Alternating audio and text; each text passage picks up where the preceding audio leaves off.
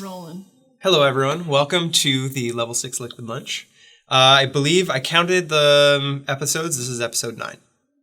Really? I counted them. Seems like more than 9, but... Is this a shtick that you guys I said that have last time. every single time? Every single time he calls me out. I always call him out because it's my job. Hey, you do your job and sit there and be quiet, okay? Straw like stick figures. Yeah. So as always, Pat Quinney here, the sales manager for Level 6, and then I'm joined by my co-host, Stig Larson, owner, co-founder. Yeah, co-founder, owner. Yep. Guy who makes Captain. decisions. Captain. Captain. I like Captain. Yeah. And we are joined today by Stefi Van Wijk from MKC and OWL. There you go. She is here in Ottawa, so it was a no-brainer to get her in here. Yeah. How you doing? Thanks for coming. Or bringing Having me in. us. Having me. Is it the first beer or is this the 7th? Yeah, it's 7. 7 beers. I get shy. I get camera shy. So yeah, thanks for coming in. It's good to see you. Yeah. I guess it's a little bit quieter for you in the or a different style of Totally busy in the winter. different style of busy. Yeah, Yeah. everyone's like, what do you do in the winter? I'm like, oh, so many things. Yeah. Answer a lot of emails. You Yeah. guys Same probably thing, yeah. It's same all that thing. groundwork, right? Yeah, for the exactly. season. Planning Prep work. and like making the dreams happen. You know, there's a lot of legwork for making the dream come true in Totally. the summertime. Totally preparing, yeah. Before we get started, I guess shout out to Whitewater Brewery. Heck yeah. As Yes. always, they make delicious beer. We're all fans of them Close here. five. So cheers. Obviously Cheers. chose the best ones, Yes, you and I. we did. Pat. We can just Whiskey judge Powder's him. amazing. I love it. So we might as well just jump straight into it. So Stefi, you're I guess the general manager at MKC now? Yeah. Okay. Yeah, technically, I don't know, I guess we can make up our own titles. You're captain. That's right. So That's what I do every day. I'm director is like technically my title. Nice. So it's it's an ongoing awesome dynamic between my folks and I'm like trying to support them to retire. Yeah. So like whatever like they trust me to do is what I am allowed to do. Cool. And these days it's more and more and more, and to a point where like this summer my mom visited MKC. She wasn't running MKC anymore. No way. She just was like, she came and hang On the out other and end, yeah. checked on people. I'm like, hey, how's it going? Like she wasn't telling people what to do. There was no like chaos. That's- No memos at the end going, hey, Stefi, if it was me, You missed a spot. probably do that over there. Yeah, Just exactly. saying. Oh, there was a couple of those. Yeah, of course. It I has was to be. like, did you remember to do that? No, thanks for the reminder, Mom. That's got to be a pretty satisfying feeling, though, coming from like, having just watching your parents who have been running it for so long kind of let go. I mean, that's yeah. huge. And especially if Yeah. you know my mom. Yeah, yeah, for sure. It's Yeah. huge. Like Yeah. it's her passion. It's been her life's project. Mm-hmm. And both my parents, but specifically MKC, like my mom was 10 when it started. And so she already, like, ever since she was a child, she was like building it and a part of the creation of MKC. And I grew up with it already being all there, right? Yeah. So she's part of the creation and I'm part of the like ongoing plan Yes. of it. Yeah, Yep. it's a different dynamic. So anyway, she has like, and she's micromanager is not always a nice term, and my mom is an incredible woman, but she tends to be a little bit of a micromanager, and we've definitely created an amazing dynamic where she trusts me and that I can thrive because I don't thrive being micromanaged. Yeah. So it's been we've done a lot of work and we've had a lot of help with Yeah. all that work, and so it's been fun. Cool. Yeah, I mean, that's the dynamic that's one of the reasons I like working for Stig and working for Level 6 is that he very much lets me make my own mistakes. And then when I do make a mistake, it's like, okay, how can we avoid this from happening? Or Yeah. what happened to lead up to this mistake? And then you just kind of learn and you're able to do it on your own. Let's grow together. That's right. Well, that's exactly it. Yeah. I think Chris Thompson, when we interviewed him, he said something, there's like fatal mistakes and there's non-fatal mistakes. Right. And you want to encourage people to make mistakes, but you want to try to avoid the fatal mistakes. Right. And Yeah. it's kind of the same thing. That you need to learn and make those mistakes. Just hope they're not fatal. Yeah. Yeah. Because I used to be a micromanager for sure. And I think as we grew, we just your realized baby. it's my baby. But then Yeah. you get to a point where it's so big you can't micromanage, or else that's all Yeah. you're doing. Yeah. So Yeah. anyway, Yeah, and I mean, hopefully you just have people, obviously, you're passionate about, continuing the company. So you're That's going the thing. you know what I mean? Like you've got your own, like, trends or I guess the future that you see with it. Yeah. And it's important to kind of let people. And when you bring it themselves down to like the foundation, and Mom and I have the same values, the same high quality standard, and the same goals, which is we want people to have an amazing time paddling. We want more people paddling, a more diverse like type of person experiencing a more diverse type of paddling, you know? We want more people enjoying the sport of whitewater. And like, yeah, we love whitewater. So exactly. Do you see your vision changing from what your parents and what your grandparents had first established? I mean, things obviously change the way people experience the outdoors, but do you see a vision that's different than what your parents had right now? The guts of it is very similar. Like, we want to offer incredible experiences outside on whitewater. The intricacies of it are completely different. Okay. So I think my grandparents came from like a whitewater slalom kayaking training center background, and they wanted to like create athletes maybe more than we want to. And then my parents definitely shifted that, and they created more of they definitely built the resort. So now it's like a vacation, like a whitewater like vacation. That's like one of our slogans. It's like whitewater learning vacation.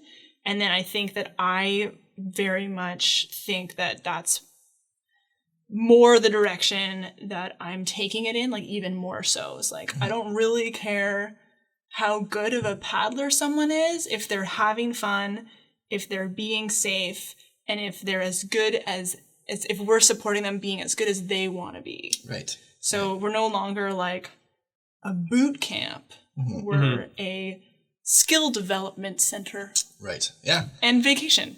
And because I grew up a product of like Palmer Rapids and MKC, and when I was going there, it was much more. I was super into slalom, so it was probably a transition between like an advanced kayak course of the week versus like a slalom training place. You'd go and we'd be there for weeks on end, and we'd paddle and fine tune it. Let's do 7,000 defects. Yeah. You know, there's provincial team training camps. Americans would come up. We'd have joint junior national team training camps, and that's what it was like when I was there. Yeah. But then of course it's changed. Yeah, and people didn't want to do that anymore, and I think we were like alienating a huge amount of people who would love whitewater but didn't know how to get into whitewater. Yeah, and also that coaching structures changed. When I was, we didn't have a national team coach full time really. So we'd bring in guest coaches, go to MKC, spend the month there, and we'd have a super intensive camp. Now there's full-time training centers on both sides, even one in Alberta. So you don't need to have those full-time camps anywhere. You're living it every day. Yeah.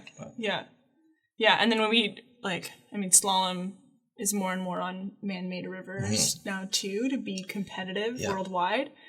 And so we do slalom races at MKC every year, and it's awesome to get all those athletes there, but they're, it's not as important for them to train on a natural river, whereas it's more and more important for the general public to experience a natural river, because we're more and more disconnected from the natural world. Yeah, makes sense. So it's like we're important for a different crowd, and I'm more excited about like the outdoor education aspect of whitewater than I am about the elite athleticism of whitewater. It's really refreshing to hear as well, because I mean, as far as like paddle sports media, it's predominantly dominated by elite paddlers going over big waterfalls and stuff like that. And I find it just creates such a huge barrier to entry for people that, you don't need to do any of that stuff. I mean, during the week in the summer, I go paddle the pump house, and I have just as much fun paddling at the pump house for an hour before work than I do, surfing a big wave, or, it's just, you need to let people, the goal is to get more people out there and let them experience it for what they want it to be, as opposed to presenting it as this, thrill-seeking adrenaline sport. It doesn't have to be that at all. It can just be a cool way to get outside. I mean, it can be as intense as hiking, if you really want it to be. And that, I think, is one of my biggest challenges selling whitewater programs is I get dubbed as an adrenaline junkie, which is something that I don't associate with at all. And then B, it's people find that whitewater is just not for them, which I like. My thing that I come back to all the time is whitewater is for everyone. And it's such a small sport that it only people know about it from the media attention that it does get, which is the elite side of it. And then what I try to like bring people aware of is like, okay, well, let's just align it with biking. You know, you have some cliff dropping mountain bikers, you know, who are sending it and being awesome people who are loving the sport. Also, you have the like grandma commuting to the grocery store, right? Like there's this huge range of possibility in the sport that is neglected in like when people think of whitewater.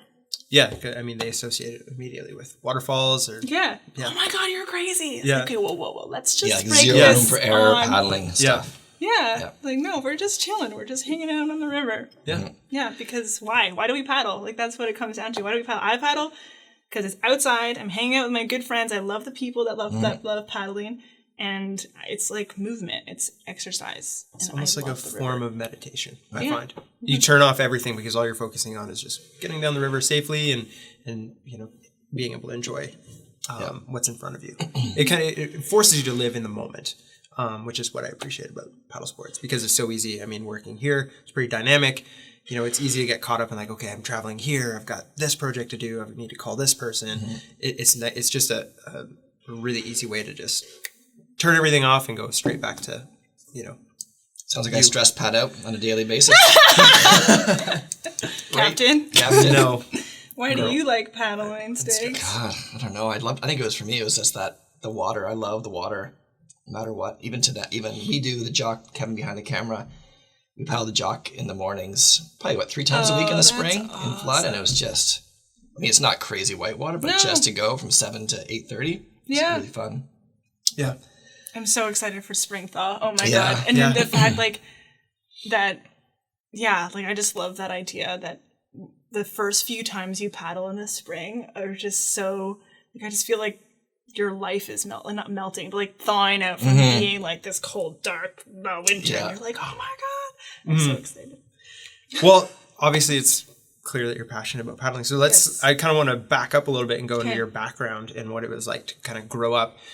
Obviously, you would have had a different childhood than like the average person whose parents worked for the government, you know, in Ottawa, and you know, just lived a kind of normal life. You grew up in paddle sports. Normal for me. Well, and that's but you know, it's didn't grow up in Bayshore totally Mall. Different. Yeah, it's So what was that experience like? How was it growing up in a paddling family? Like, awesome. It's hard to explain. It's really interesting. I think the most like telling different part of it was the seasonal moving.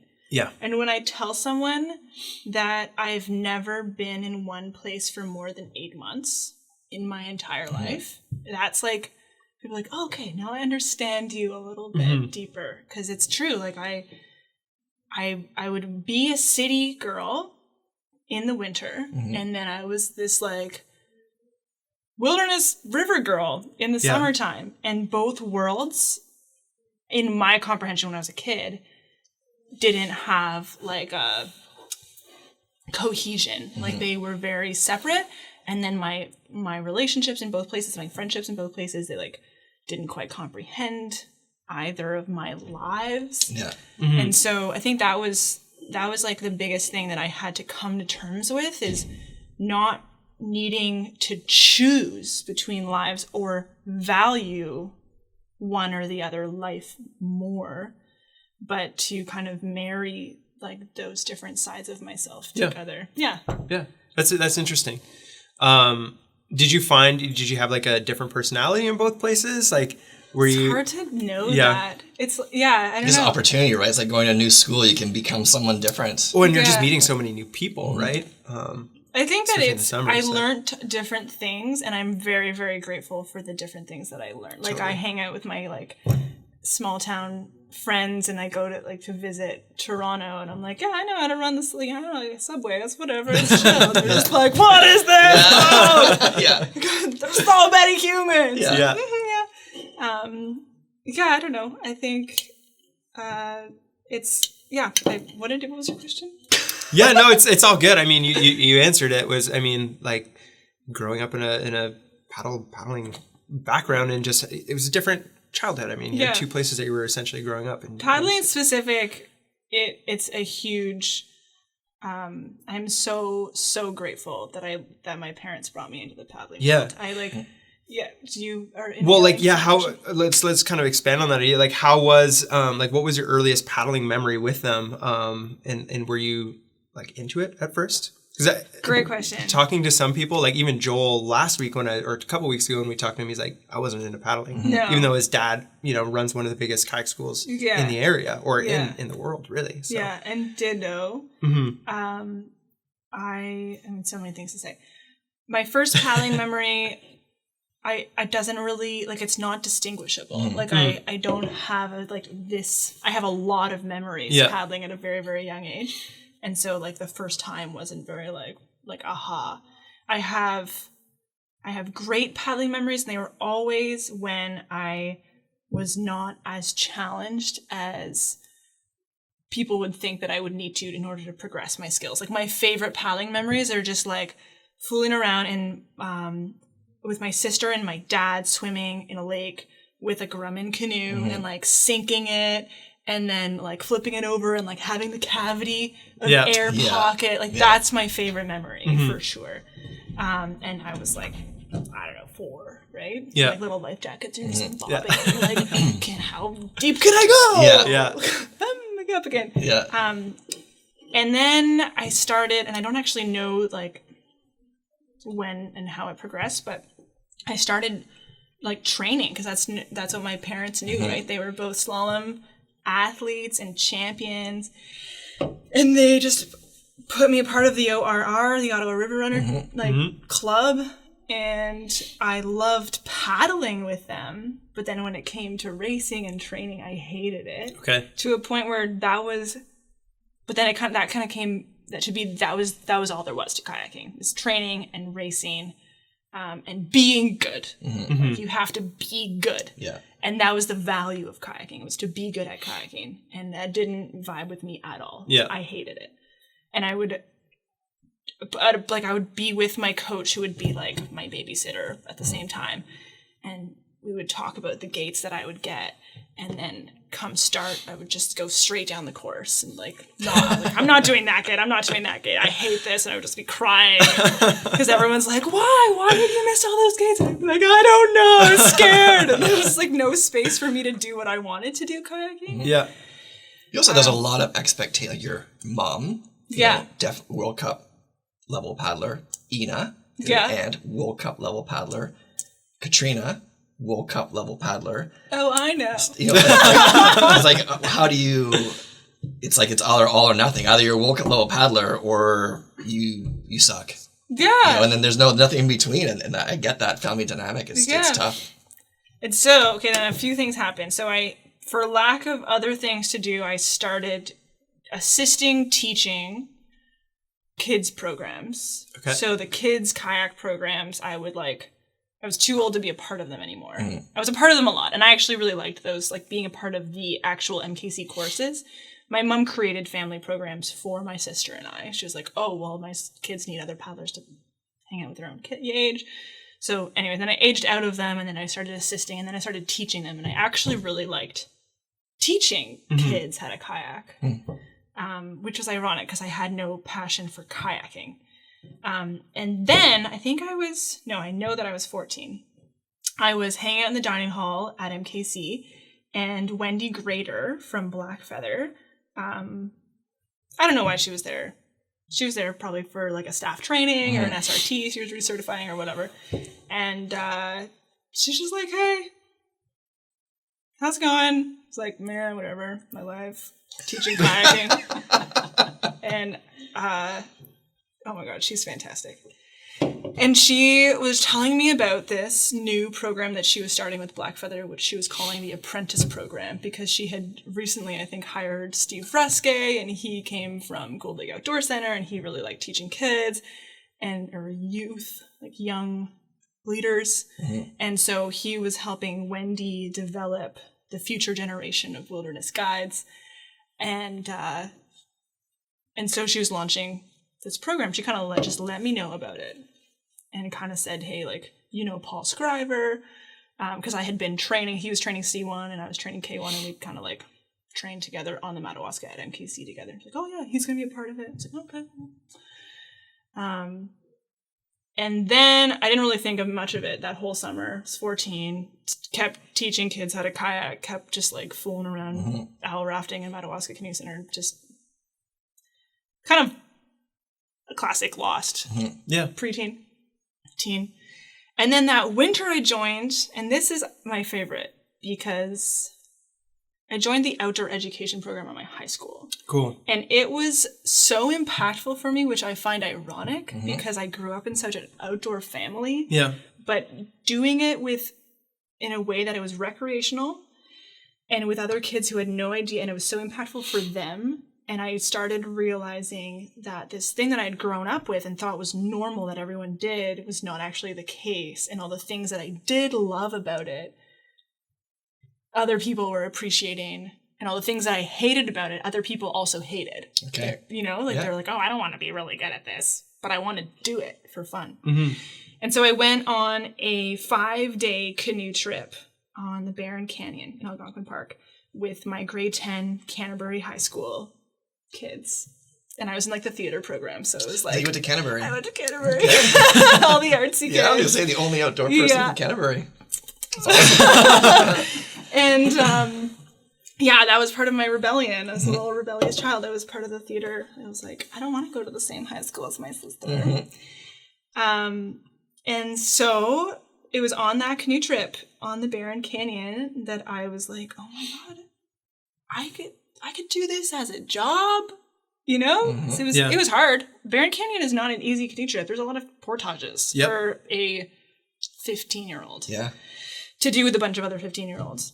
And it was like one of those big outdoor education trips where it was like, I think there was 35 of us, and we were like spread between 4 different campgrounds, and the one teacher's like on one campground way over here. Yeah. Like if you had a problem, you had to like hike through the woods and be like, sir.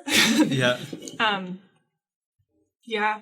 And so then I emailed, and I was so nervous about that email. I emailed Wendy, and I was like, okay, so I had this very like impactful experience on this canoe trip, and it made me remember this conversation we had last summer about your apprentice program.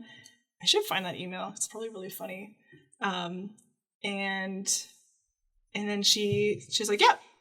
Like, I mean, it's no skin off her back. Like, we paid for the apprentice program. So I was like applying. Like, I was like, okay. And then it here attaches my Swiftwater rescue technician certification and attaches my advanced wilderness first aid. She's like, wow, you're 15 and you have all these certs. Like, I grew up at a wilderness canoe school. We're good. And then I started guiding for Blackfeather full summers and I did it for 10 years, and I loved it. And I thought it was a rebellion, which is the best part. I was like, I'm rebelling against the kayaking world, and I am becoming a canoeist. Yeah. And then it wasn't until I was like 21 when I realized that what I loved about canoeing and canoe expeditions is what I could also do with my family business. Okay. Yeah. In just in the sense of like training people how to do the expeditions, and then just and enjoy get them the outdoors, right? Enjoy the water. water. That too, exactly. But, be on the water in a non-competitive way. Yeah. Bring people into the wilderness in an experience that they've never had before. Like create. I love about guiding is you're creating a mobile temporary community, right? Like you're traveling together. You're eating together, and you're having like new experiences for everyone together. You build and lifelong bonds. Exactly. It's like a pressure cooker for friendship. Yeah. That's a great way to describe it. Great. Yeah. Huge I mean, it's intense all the way through, right? So like little mini societies. Yeah. All the way across the river. Yeah. And so that's kind of what I like to foster at MKC is like a culture of paddlers learning together and having these like just huge growing experiences. Yeah. Awesome. Yay. I mean, you covered everything as far as the background goes. Like, that's amazing. That sounds like a really cool. You should probably just write a book. Probably write a biography right now. It's interesting. I mean, Well, so should Ghost y'all. Reddit. Yeah. Ooh, what would be my pen name? I don't know.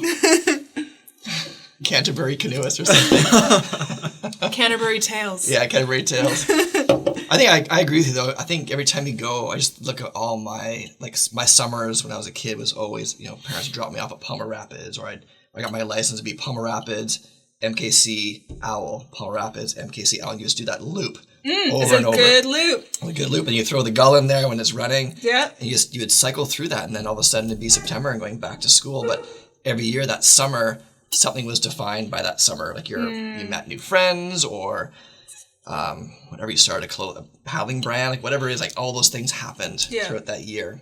I think it's kind of like it's almost like a mini society. You meet that group of paddlers who are maybe some Euros, some Americans come up. You just do the circuit together. Yeah. It was good.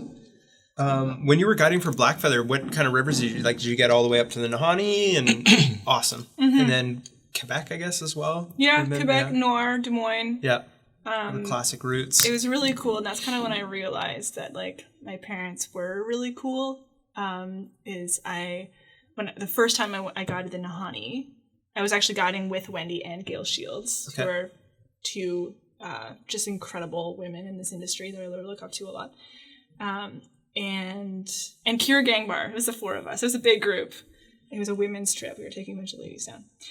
And I went into, there's these like little forestry cabins that traditionally, I don't know if you've ever run on the Nahanni. No, it's on my list. It's cool. Yeah, I can't wait to do it. There's these forestry cabins, and the tradition is everyone who paddles down like carves something. Like it's usually a little paddle, and they string it up, and they write all the names of the groups. Cool. And I found my dad's. No way. From when he guided the Nahanni. He was one of like the first commercially licensed, like when it was the first park, and then they had to have commercially licensed guides on it.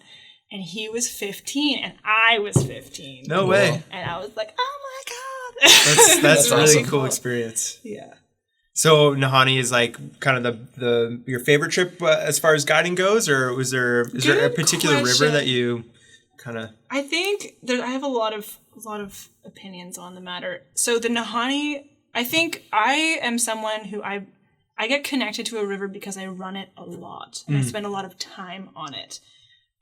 So obviously my biggest connection is on the Madawaska. I love the Madawaska because I know it and I feel like maybe it knows me. You know? Yeah, it's home. Yeah. It's home. Could you blindfold it almost? Yeah, totally.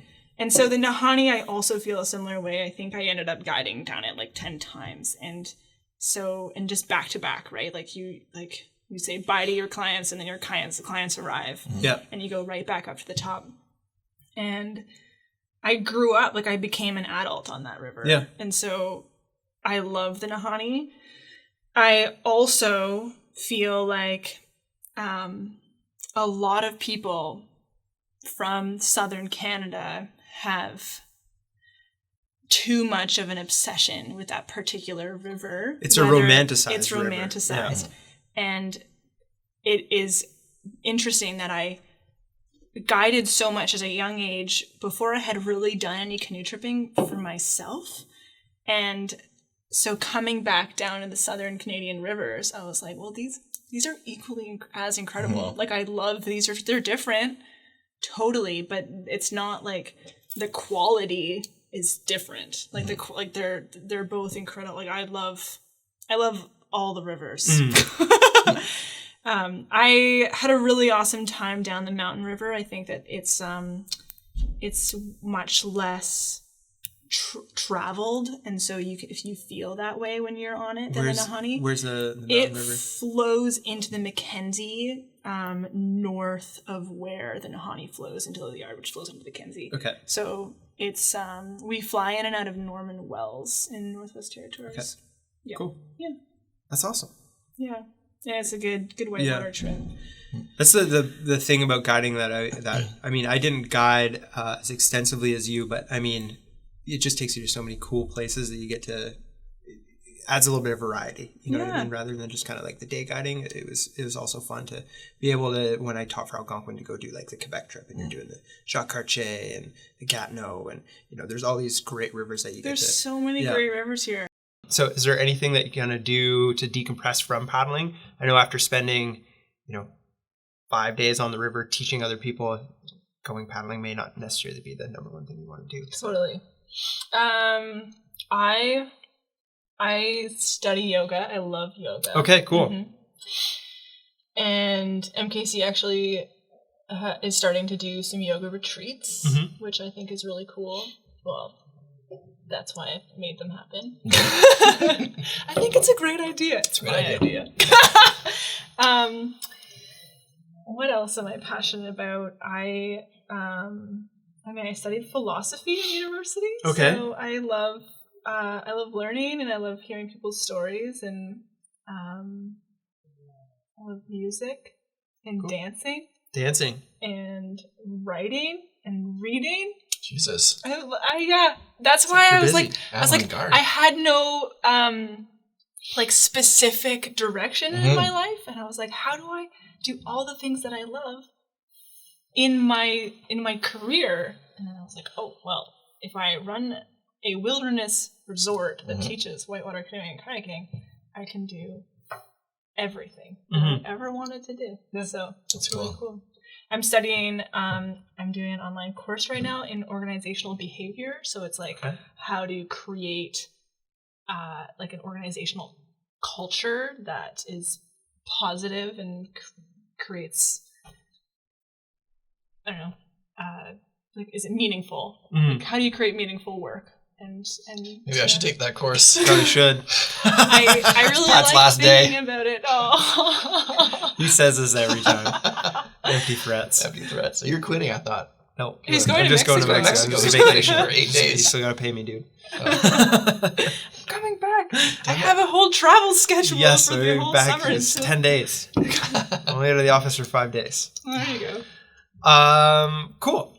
So, I mean, it sounds like you kind of have your other releases when you get off the river. Yeah, totally. Yeah. And I'm on the river more for fun for myself than I've ever been. Yeah. And which is cool because at first I was like, oh my God, I can't teach as much, because you can't teach as much as I run the school. So if I'm focused with my students and then the septic system explodes or whatever, things happen, then my students are abandoned. So I have not been able or wanted to teach as much. But which is sad. I love teaching and seeing people fall in love with a sport that you fall in love with. It's very, very satisfying.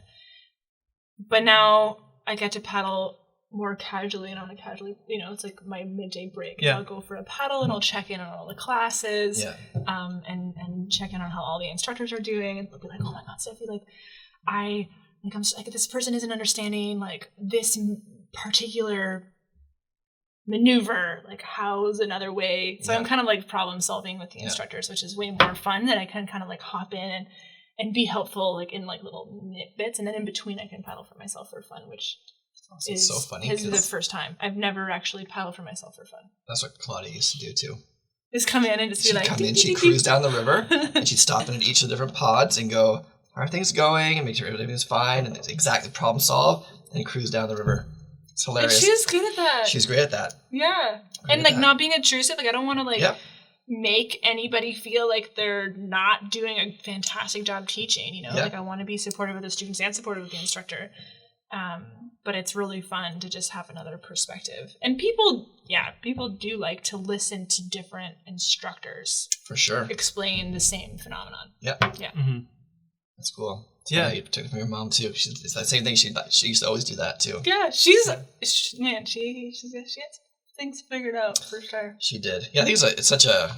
Growing up there, I remember some of my memories. I remember going to MKC and seeing you and Katrina at you were probably 6 years old, crazy blonde, curly hair, just running around, touring around, and then I think you're kind of there. You talked about your two lives, your summer life and your school life.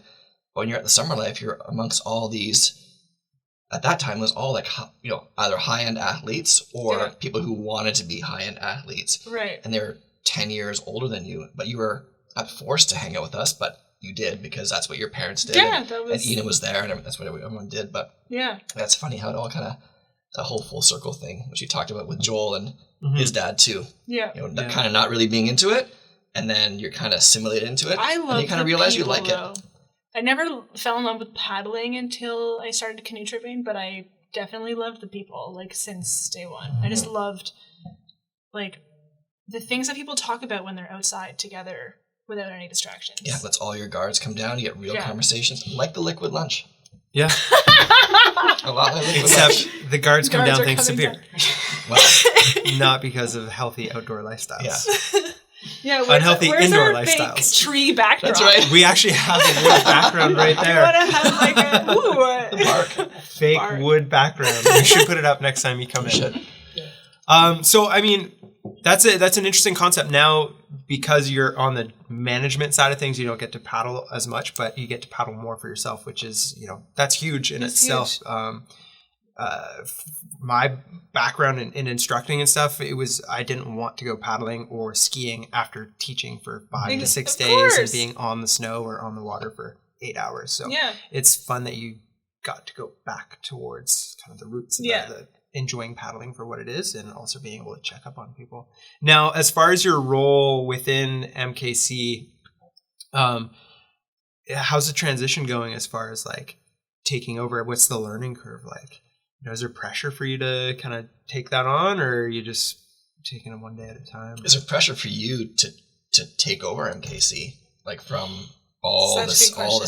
I guess I'm assuming there's a lot of stakeholders in the family that are part of it. Yeah.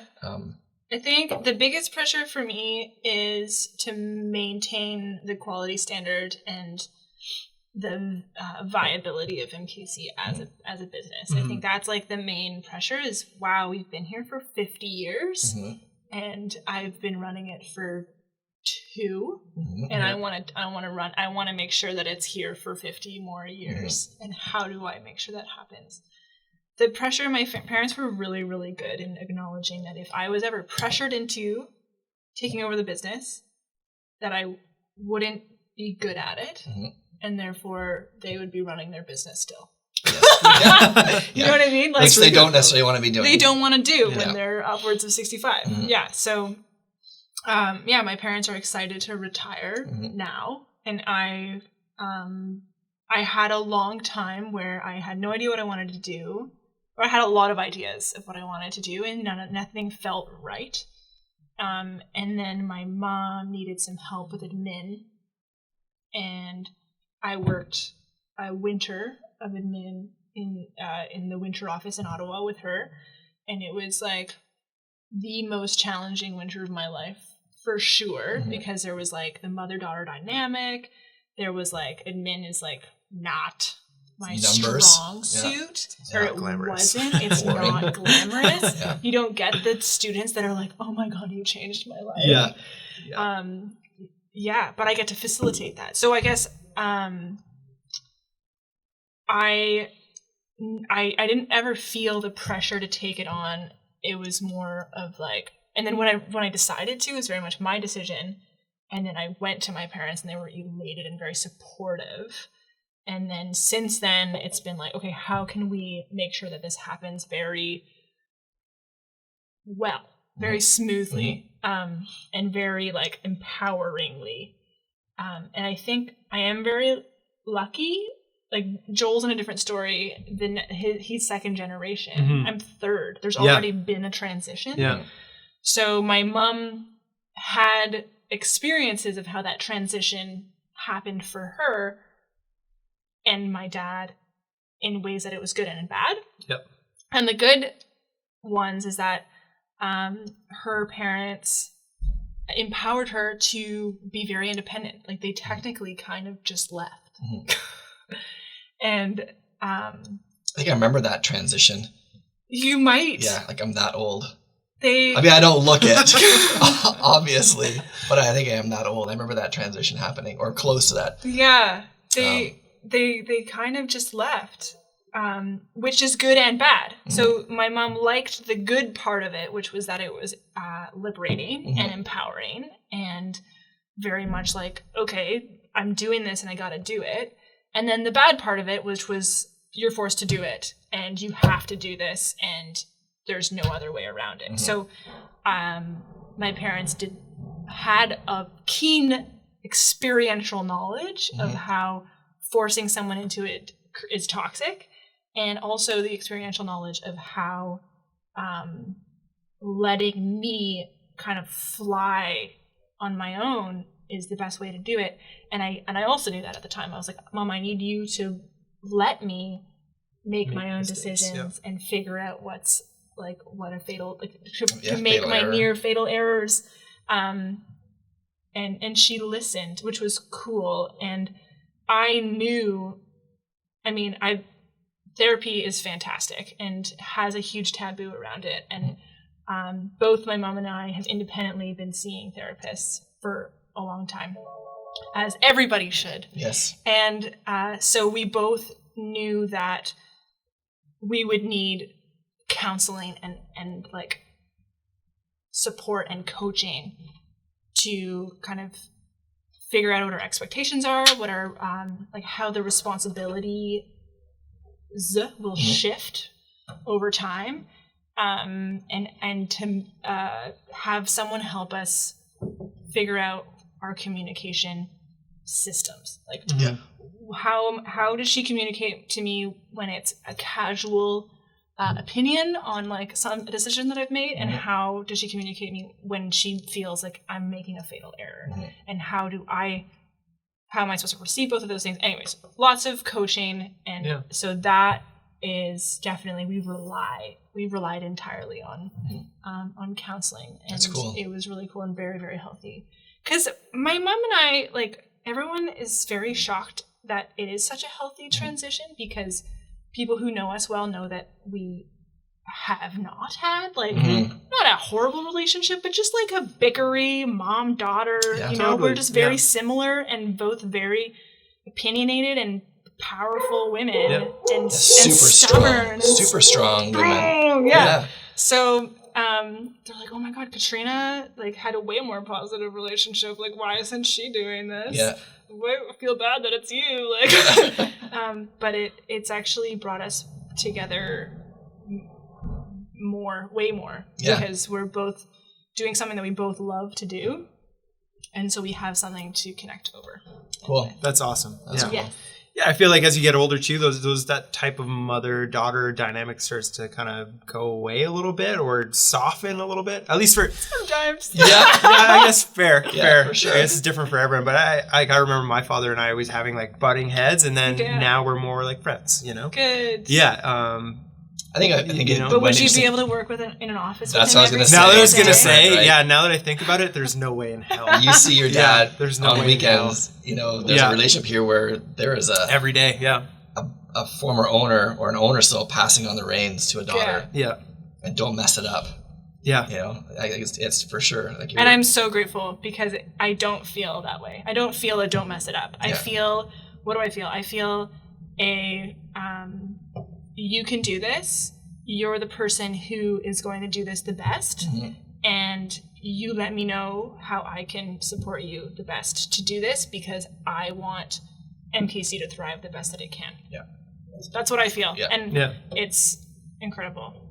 I remember when I saw you at Paddle Expo with your mom in October last year, and I told you in front of your mom and your dad, I said that, what did I say exactly? Said that from everything I've heard from the rumor mill of the Ottawa Valley, that what you have done to MKC has been more positive than what anyone could ever imagined you doing, or anyone else actually taking it over. I told you that in Germany. We hugged it out after. but it's totally true. And these are Europeans, also telling me this stuff. Yeah, I've heard, it's what Stefi's done. It's just like, it's what had to happen. And you were the natural choice for it. Your mom listened, your dad listened. They nodded in the background, but it's cool. It's true. Because It happened. I You've done haven't the made impact. huge changes. No, but I think you continued the legacy that was started by your grandparents. You've kept that vision to get it back to the next, another 50 years. Yeah, that's my job here. To make people cry. I'm the best at winning speeches. Yeah. There's some tears that are for good reasons, and most tears are actually Get off bad. the stage. I'm not gonna cry. You might. I might in the bathroom. Later. In the bathroom Later, not on this. camera. Oh my God, guys. True, I never cry on camera. So where, on that note, now that you're, in the middle of the transition, where are you taking the ship as far? I know we touched upon it a little bit at the start, but what trends are you kind of seeing in the industry, and where do you see kind of the future of MKC going? World domination.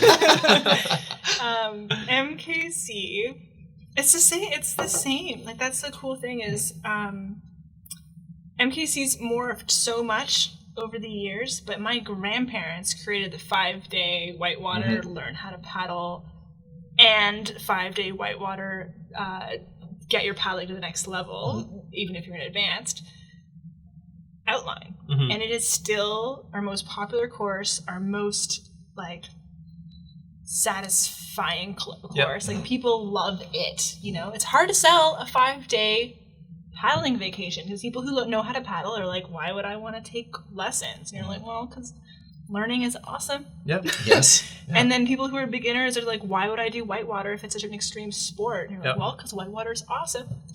But that I've come back again to it as our main program that I will continue forever. And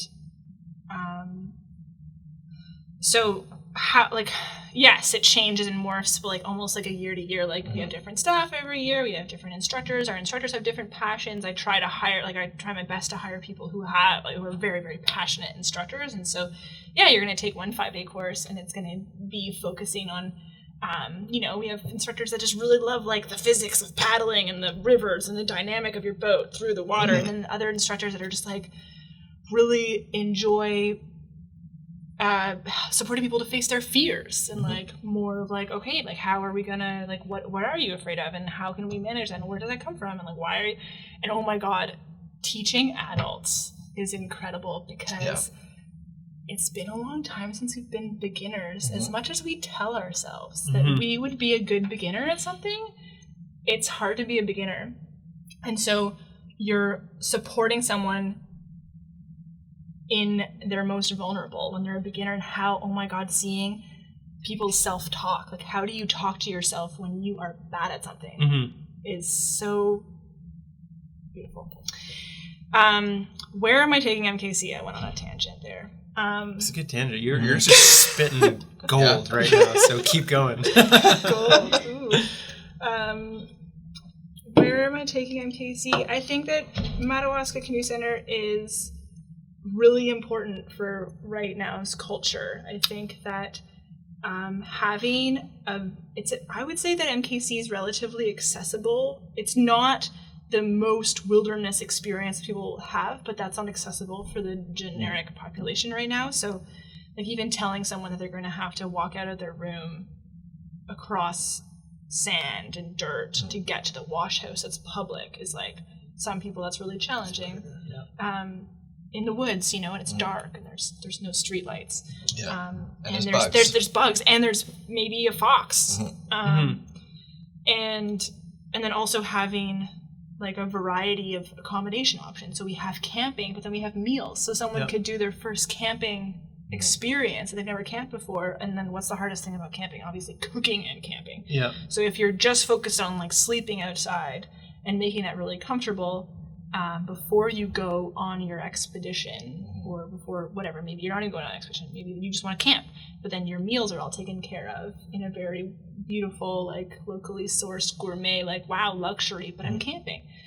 I think that is really important to bring more people outside to enjoy the outdoors. That's, I think, what I love about MKC is we have made the outdoor and river experience relatively accessible. I don't want to say accessible because obviously our facility is not wheelchair accessible, but it is accessible in terms of people who've never been exposed to or never even thought about going outside for fun. Yeah. Or you just removed a bunch of barriers and made it easier for people to go and to bring families. It's so hard to bring kids. If you're a parent and have never camped before, how are you going to bring your kids into that environment without some sort of like support? Okay, well, here's your campsite. Here's what your kids are going to be doing all day. Like, we have a whole plan. Yeah. Take all the stress and anxiety out of it. That's cool. Arrive, we got you. Yeah. Is there anything else you wanted to kind of touch on there, Stig? Or? No, it was good. I was just thinking, I have 2 daughters. I was thinking about at what point I'm similar. I'm not pushing them into paddle sports. They like, supboarding. My youngest one likes kayaking, but we haven't made that step yet to go to Palmer Fest or go to MKC. How old are they? 12 and 6. 12 and 6. Yeah. 6 is young. So we, from my parents' experience with my sister and I, they have now increased the age at which we allow youth to do whitewater programming to 9, 8 or 9. Yeah, that makes sense. And it is one of the only. I know you want to wrap things up, but I have one. No, keep going. No, like so. That's like when he on the plane. He's like, no, not at time. all. Not at all. Keep going. Okay, so please. Whitewater kayaking and canoeing is one of the only sports, I think, that when things go wrong, or like beginner sports, that when things go wrong, you have to be active to take care of yourself. Like you fall on the ski hill and you're stopped. Yeah. Like you're done. Right? Like you just sit down. Yeah, the ride's over. The ride's over. You fall in a kayak and you're still moving downstream, and then oh my God, you have to decide. I have to pull my skirt.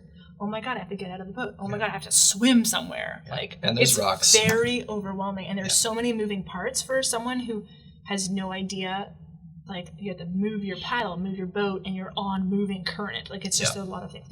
So it can be really overwhelming, and kids are, as we all know, very stubborn. So if they have a negative experience, especially, they're never going to want to do that ever again, right? They're never going to want to paddle again. And how heartbreaking it is for a parent who loves paddling to be like, oh my God, you never want to paddle again. Okay, well, all my dreams for you are all out the window. We had I had a negative experience with my 6-year-old last year or 2 years ago when I went out to Utah with the family, and we went rafting and then ducking in Moab. I think you're on the Grand Canyon. You were totally on the Colorado. Colorado. And it was like class 2, 3. I've done that section. It's so pretty. It's so amazing. Yeah. And we went with this, we hired a guiding thing, and we had the raft, plus we had the duckies. Showed up. It filtered through that I was from level 6, and then the whole dynamic changed. He just became like owner, and his family from level 6 are here, so they piled on all these extra things we got to play with. And in a good way? In a good way. Okay, good. It was awesome. We got to do things that you wouldn't have got to have done if you were just on the regular Joe Schmo trip. And we would be on the regular. And I got to take, so we had this inflatable kayaks. I took I guess she was 5 at the time, and we were paddling down. It was the biggest rapid of the day, and I was pissing around a bit. I was going around and surfing and stuff like that, and I flipped the thing. Irresponsible. With my 5-year-old in it, and she went under, and it was like heavy class 2, light class 3, and she came up and she was bawling, and I tossed her back in the boat, got back in. She was so mad at me for probably like 15 minutes, and we hugged it out. I wouldn't let her go back into the main raft where her mom was. And we just kind of played around a bit. And then within like half an hour, she was like all smiles, and we were doing it again. And she loved me after that moment. And then to the point where my 12-year-old, my 12-year-old's more timid than my 6-year-old. So she got in with the other family that we were rafting with. And they did like rapids by themselves. So I would be in a kayak beside them. Oh, and I was cool. Like, okay, point the boat Your this way. Your 12 and 6-year-old are in a ducky together? No, like 12 and another probably 10-year-old. We're my in a ducky gosh. together. I was like, okay, around this corner, you got to point this way and like paddle hard. And like, okay, there's a hole, like make sure you turn downstream. And they overcame all their fears, and they navigated these rapids. And same thing at the end, they were so proud of themselves for succeeding. And it was cool. I was kind of waiting for your 6-year-old to like break down, be happy, and then like hate paddling. No, but that was it. Were good. She loves it. So now we have in the summertime, we have a daddy-daughter Saturdays where we go out just and paddle together in flat water, and no one else allowed to be there. We just kind of cruise around together. But so that was good. I definitely pushed that boundary. But you brought it back. Brought it back. Huge. It was good. But there's nothing in life that like if it doesn't push you, it doesn't like build you as a character. And that's what I've always loved about paddle sports. I find the character building of it, like the confidence it builds, the decision making skills it builds, it's hard to come across those things in other sports or other aspects of life. It's I find challenging and super dynamic sport. Yeah, so it encompasses every skill. And it makes you, I think it makes you a better person or human, is to be able to go outside. I mean, that was a super insightful tons of insight conversation. And thanks for having me. I would love to get you back in here to keep these conversations going because I mean, there's endless topics to talk about. Yeah. I just love hearing about like having you in, having Joel in, like having these are like I know it's like the future of paddle sports in our area. You know what you guys should do is have all of the next generation. We should. Yeah, like Emily Jackson, Dane, Joel, my sister, me. Oh my God. Yeah. That'd be an interesting table to sit around. Yeah. Millennial paddlers taking over. Yeah. Yeah. Hey? Yeah. Are you millennial? You're millennial. I'm a millennial for sure. Yeah. I mean, what are the limits to millennial? I think it's 33. We discussed that in the office. Like 32, 33. Yeah. Okay, it's pretty wide. Yeah, it's pretty wide net. As far as generations go. But go millennials. Go millennials taking over. We're not terrible. We're pretty cool. You guys are great. Yeah. So the last thing we partnered up, obviously we launched the youth paddling scholarship last year, and we partnered up with MKC. You guys actually reached out to us. So yeah, I mean, do you want to tell us a little bit about kind of how that went? And I guess this is a good opportunity to promote it. Applications are opening up. Yes. When are they opening up? Right now? Now, go on our website. Now on our website, you go on the About Us page or who we are. There's a tab about the Youth Paddling Scholarship, and you can apply. And if you're in our area, in the Ottawa area, I mean, we've teamed up with a bunch of paddling schools, ZOR, ERA, we've got Aquabatics, MKC, Ottawa River Runners as well. So if you're in our area, you can apply and get, I think it's a week. Or is it a weekend? A weekend of, I mean, I guess you could choose canoe too, but kayaking is what the folks did last year. And then for 2, and last year it was 2 wonderful kids, and then their folks came and were able to kind of participate, but not on the water. I mean, you can, but and it was really cool. So I guess why we reached out to you guys, because we heard about it, and it's something that we've always wanted to do because we believe in the value of paddle sports and being outside, and especially for families who wouldn't be able to bring their families to the whitewater world otherwise. And so we're like, yay, Level 6 is doing this. What a fantastic project, and so valuable and so needed. And so, we're really excited to do it the second year in a row, and hopefully more and more. Many more to come. Yeah, and ideally everyone that takes these scholarship programs, they become hopefully lifelong paddlers, and then they take all the stuff that 3 of us, plus Kevin, I guess, behind the camera, the stuff that we learn from water and being on the water and how it's changed our lives, like where we are right now. I 100% think the 4 of us are here because of our paddling experience. Totally. So, and even if they're not like lifelong paddlers, like just that experience of being exposed to the fact that like whitewater is fun, and being outside and being wet and being in a river, being challenged is important. Like having that experience is great. Yeah. Decision-making skills, like what Chris said at Burrito, being a whitewater paddler, you need to, which we didn't even touch upon, but in episode 2 with you, about like learning how to navigate water and becoming a decision maker on the fly. It's a great business tactic, oh my right? Gosh, yeah. You make 10 decisions before everyone else in the world's had a cup of coffee. So that's true. Yeah.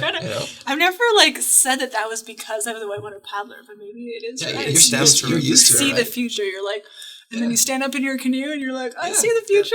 I can't just sit here where I am right now because it's not going to be good for me in 5 minutes. So life skills. Life is moving forward and you're going with it, so you might as well. You know what I mean? Oh my God, whitewater is time. Yeah. Now we're writing poems and books. Seriously, we're getting we're getting deep now. So apply for the youth scholarship program, and you can go paddling at MKC. It's a great program. I mean, when we sat down, Stefi, you can go up there and meet her. Yeah, real life, exactly. Yeah, when we IRL. When we sat down and talked about how we could give back to the community, it just made sense, right? It's just So I'm glad you guys are on board, and you guys are doing really great work at MKC, you specifically as well. And we're super excited to continue working with you guys. Thanks for coming in. With Level 6. We've been working with you since the beginning. Yeah. 24 years. Yes. It's a long time. Yeah, it's a long time. It's only half of our lifetime. It's half of my lifetime next year. Wow. Yeah. Cool. Haven't fucked it up yet. Thanks for watching. Yes, thank you to the Whitewater Brewery as well. Cheers, Thank you. guys. Go buy some Whitewater Brewery beer Yeah, and delicious. go paddling and say hi to Steffi if you see her on the river. Thank you, guys. We love you so much.